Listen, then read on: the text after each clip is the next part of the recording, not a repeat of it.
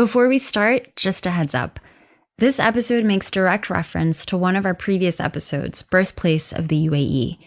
If you haven't listened to it yet, we highly suggest you do that now and then come back to us on this episode. Trust us, it's worth it, and this episode will make so much more sense. Also, there's a point in today's episode that makes reference to graphic images, so if you're squeamish or listening with young kids, here's our disclaimer. Okay, let's begin. More than is predictable, they've seen it happen. And one story that always kind of captures my imagination. In the morning, getting going in, because I'm going to have to stand up on The streets lost culture. And you're listening to Kerning Cultures. As most of you know, Kerning Cultures is a startup. And so today, instead of listening to your typical story, we're going to invite you to come backstage and behind the scenes of our non-existent studio and share some recent introspection that our team has been going through regarding a recent episode. We're going to take a stab at that really big question that's always on our minds as storytellers and journalists, which is, are we doing this thing right? We are absolutely still a startup and we're still figuring things out. And I think that a lot of the times media companies sort of talk to their audiences, and we wanted to show the transparency of all of our colors and all of our flaws. And I think that was a really important sort of internal debate that was happening with us as a team that I think was important to share, that this was one of the growing pains of us building this company, was this sort of self-reflection of, are we doing this right? Okay, so guys, can we just go back and talk a little bit about the listener party from before in December? Do you want to introduce yourself? Oh, sure. I'm Jackie Sofia, and I'm a producer here at Kerning Cultures. Maybe just tell everybody what a listening party is in case they don't know yet. Yeah, so a listening party is basically, it's an excuse for us to kind of just drop what we're doing in our lives and listen to a podcast story in the same room with a bunch of other people who love listening to podcasts. And then afterwards, we just geek out over what we heard and talk about it with each other. So when I was in Brooklyn at our listener party back in December, we listened to the episode Birthplace of the UAE. So the Kennedys were this Christian missionary family who were invited to El Ain, which is a beautiful desert oasis in the UAE.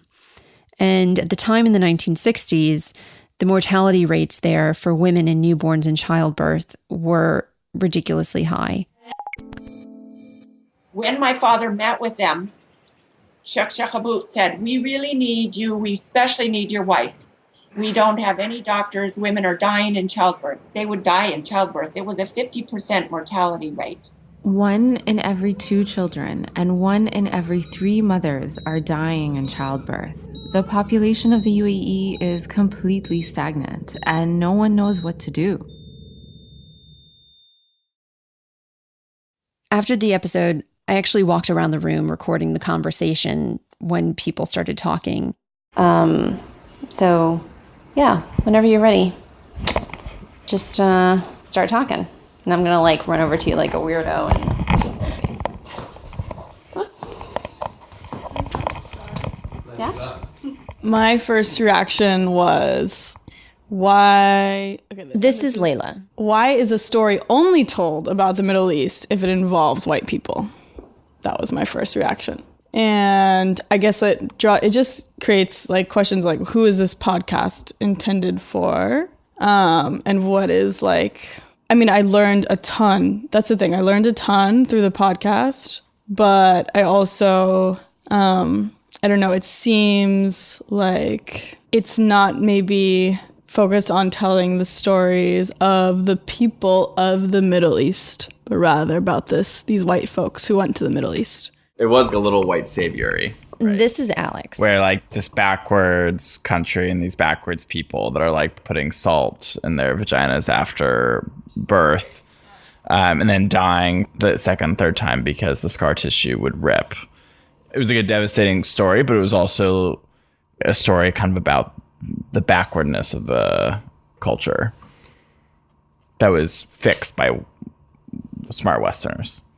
I noticed it as well, right? And I think that the fact that most people in this room noticed it is an important thing to recognize. You know, whenever you have a podcast about the region, it is important to make sure that you are representing the voices of the people that you're trying to tell stories about, right? Do you think that the story that was told, do you think that in some ways it represents the incredibly forward-thinking culture of the Middle East in a way because of the fact that these missionaries, they were from the outside, they were from a completely different religion, completely different cultural background, came into a relatively closed-off society, right?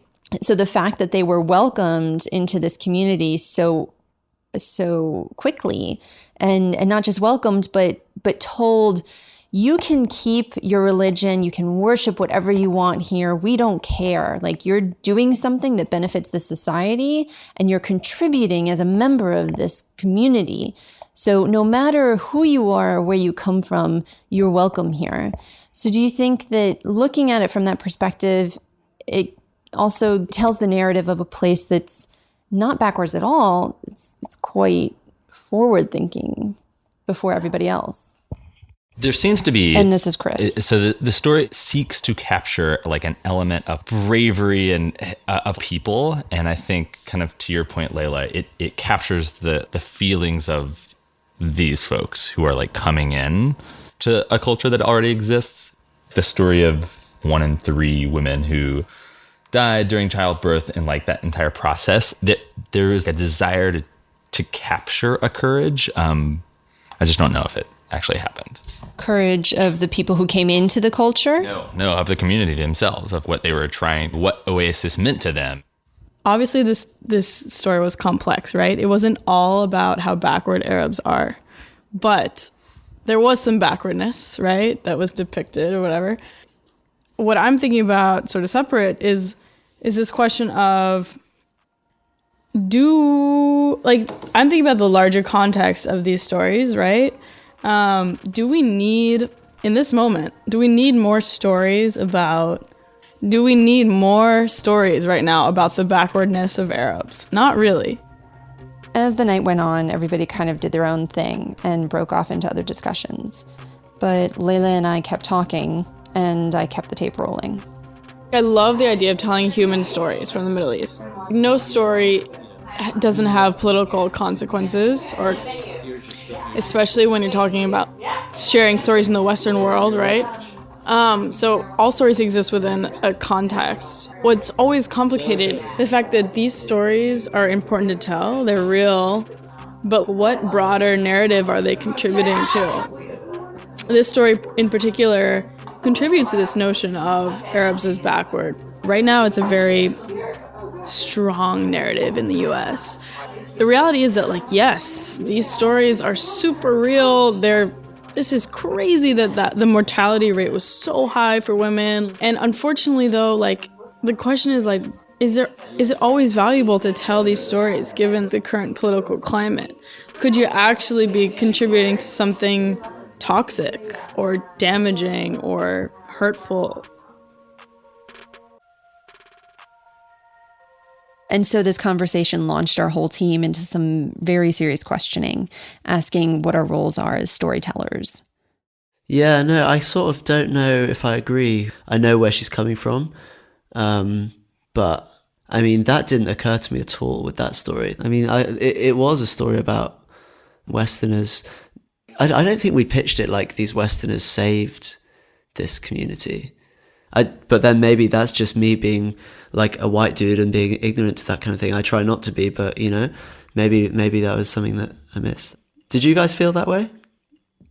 No, actually, I didn't feel that way. I feel like it depends on the one who listened to it, how we frame it. I think, this never occurred to me. I'm not a white dude. I'm an Arab, so this didn't occur to me at all, actually.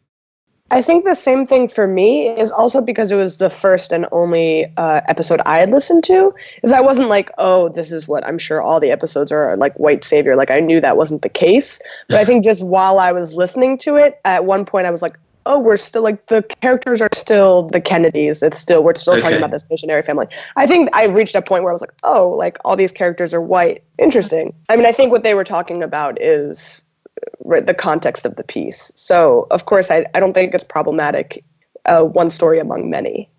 But like you said, this is the only episode they were listening to. It was really interesting to hear the perspective from the listening party in New York. I heard the whole way through, like 59 minutes, like doing my dishes, like listening to people like break it down. We tried really, really hard to find an Emirati voice, but I think this is also our flaw in assuming that people know more than we think they know about the UAE. Al Ain is a super conservative community. It is so difficult to get someone to talk to you. And even the person that we did include was super secretive about her name and her identity. And even though we had reached out through various channels, like it never materialized. Nothing ever came through.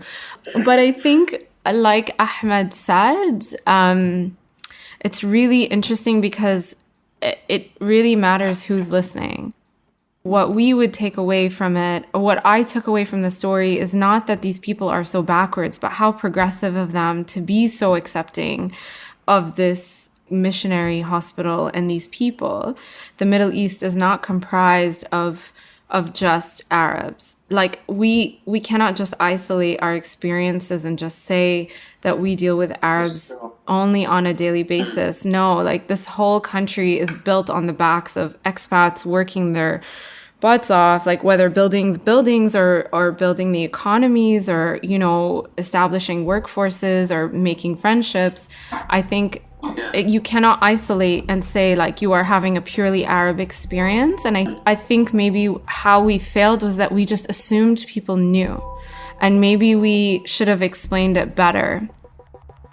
There was a really good back and forth with Jackie and one of the listeners, Layla, I think still towards the end of the tape, where Layla was pressing on always trying to pull back to the broader narrative that this story fits into and what is the purpose of telling that story. We started telling these episodes very much like grinding ourselves to answer that question. And then we started to become obsessed with just telling really good stories. And I think we lost sight of pulling back out to say, what is the purpose of this story? And also really pressing ourselves with every episode of what role will this story play in a larger grand narrative about the region.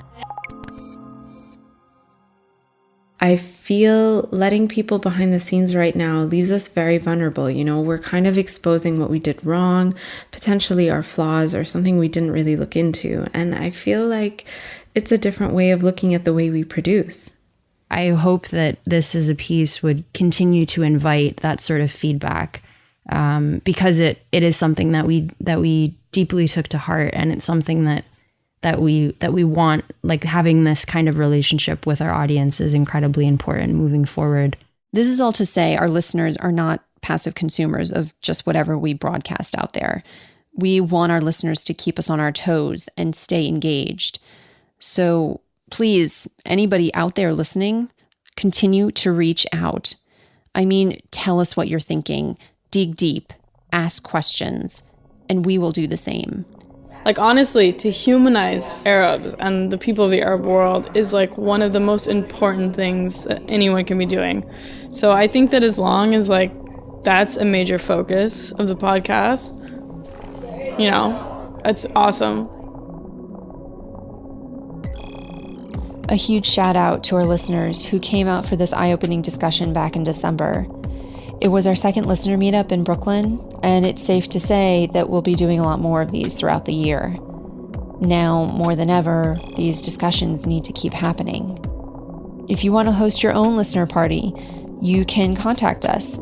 Shoot us an email at info@kerningcultures.com with "wanna meet up" in the subject line, and tell us what city you're in. We'll set you up with some nice Casey swag and a set of guiding questions to get you started. And to all the listeners who get our brains and souls working extra hard, thank you. Here's to a more complete narrative of the Middle East and many more diverse voices shaping it.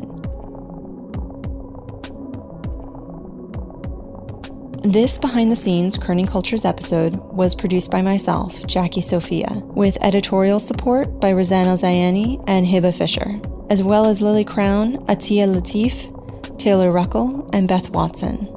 Sound design by Mohammed Khlayzad. And of course, a special thanks to all our listeners for encouraging us to always dig deeper, as well as letting us stick microphones in your faces at listening parties. As always, if you liked what you heard here today, please take a quick second, rate us on whatever platform you're listening to this podcast on. It really helps boost our rankings so more people can find out about us. Thanks for listening, and see you next time on Kerning Cultures. Yeah? Okay. I